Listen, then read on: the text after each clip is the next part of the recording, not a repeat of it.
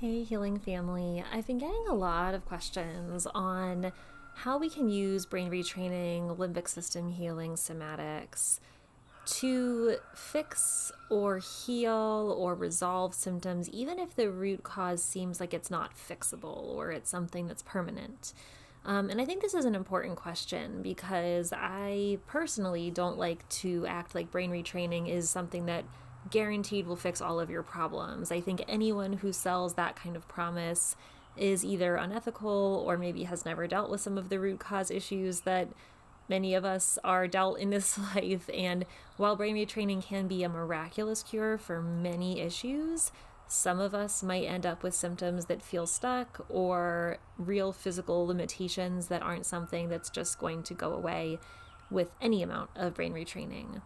But I do think that even in this journey of healing, even if something is not reversible or fixed, instead of falling into that hopelessness or believing that nothing's going to help us, we can still use brain retraining as a very powerful ally. The brain is still plastic and changeable even if the body is stuck. So neuroplasticity means that your brain is capable of rewiring how it interprets, reacts to, and processes your experience, even if the original source of stress or pain still exists.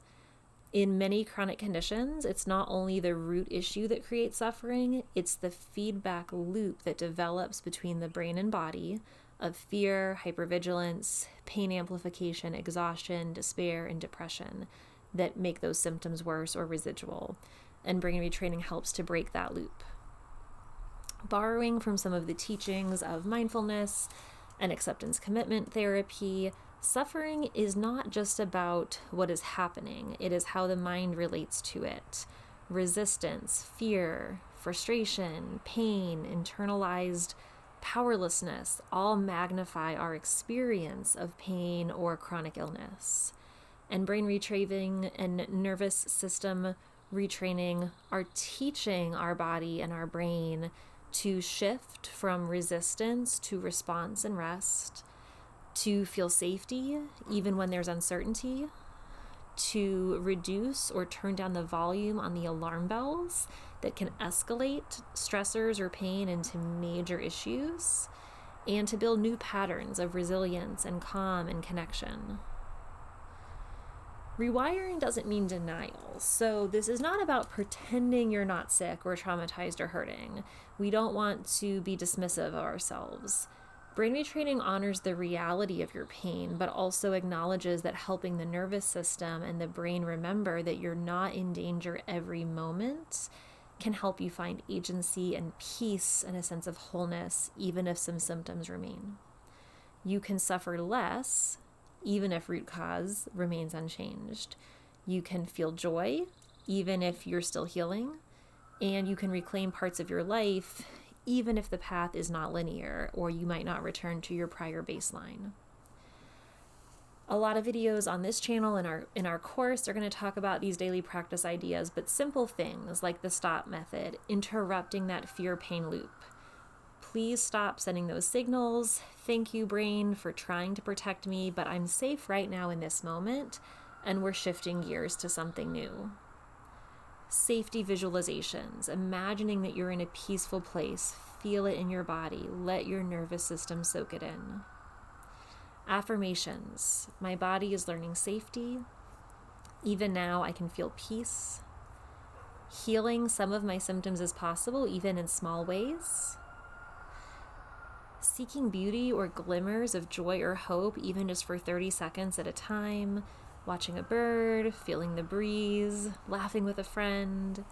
Let joy rewire your brain.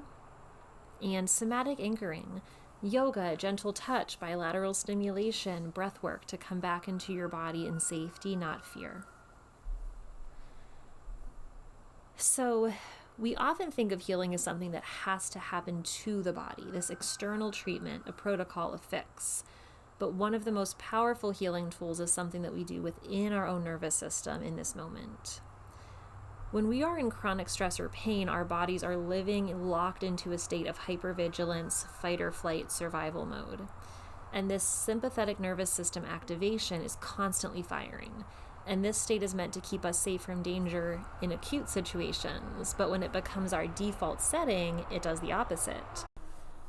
Prolonged stress literally shuts down digestion, detox, and immune repair, amplifies our pain and inflammation responses, interrupts hormonal balance and sleep cycles, limits our rational thinking, perspective, and even creativity. When we consciously shift into parasympathetic rest and digest mode, even for a few minutes, we create the conditions where the body remembers how to repair itself. This doesn't mean we've solved all the root causes. It just means we're no longer fighting the body every step of the way in fight or flight mode.